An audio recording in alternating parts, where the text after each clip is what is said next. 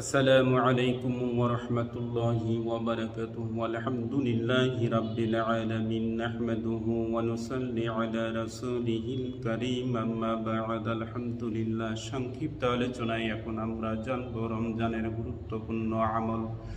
প্রিয় ভাই বোন বন্ধু, রমজান মাস আত্মশুদ্ধির প্রশিক্ষণের মাস, তাকওয়া অর্জনের মাস। রমজানের গুরুত্বপূর্ণ আমলগুলো সংক্ষেপে বর্ণিত হচ্ছে: 1 নম্বর, রোজা সিয়াম পালন করা। সুবে সাদেক থেকে সূর্যাস্ত পর্যন্ত পানাহার ও কামাসার থেকে বিরত থাকা। শুধু শরীর নয়, চোখ, জিহ্বা ও অন্তরকেও গুনাহ থেকে রক্ষা করা। রাসূলুল্লাহ সাল্লাল্লাহু আলাইহি ওয়াসাল্লাম বলেছেন, যে ব্যক্তি মিথ্যা কথা, মন্দ কাজ পরিত্যাগ করে না, তার পানাহার থেকে আল্লাহর কোনো প্রয়োজন নেই। সহিহ বুখারী। 2 নম্বর, সালাত ও তারাবিহ। রমজানে কিয়ামুল লাইল, তারাবির নামাজ অত্যন্ত ফজিলতপূর্ণ। রাসূলুল্লাহ সাল্লাল্লাহু আলাইহি ওয়াসাল্লাম নিজে পড়েছেন এবং সাহাবাদের উৎসাহিত করেছেন। 3 নম্বর আমল, কোরআন তেলাওয়াত করা। এই মাস কোরআনের মাস।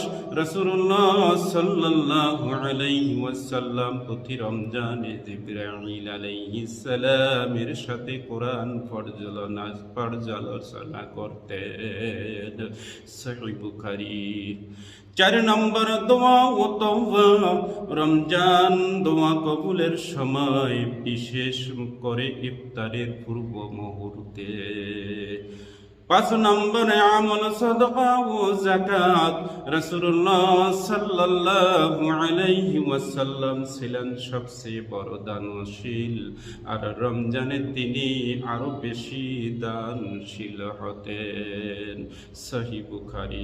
6 নম্বর আমল, ইতিকাফ। শেষ দশকে ইতিকাফ। উম্মুল মুমিনিন হযরত আয়েশা সিদ্দিকা রাদিয়াল্লাহু আনহা বর্ণনা করেছেন, রাসূল সাল্লাল্লাহু আলাইহি ওয়াসাল্লাম রমজানের শেষ দশকে ইতিকাফ করতেন। সহিহ বুখারী। আল্লাহর সন্তুষ্টি ও নৈকট্য লাভে তাকওয়া অর্জনের বাস্তব প্রশিক্ষণের মাস রমজান মাস। হে আল্লাহ, আমাদের সবাইকে তাকওয়া ও ঈমানে পরিপূর্ণতা দান করো। আল্লাহুম্মা আমিন।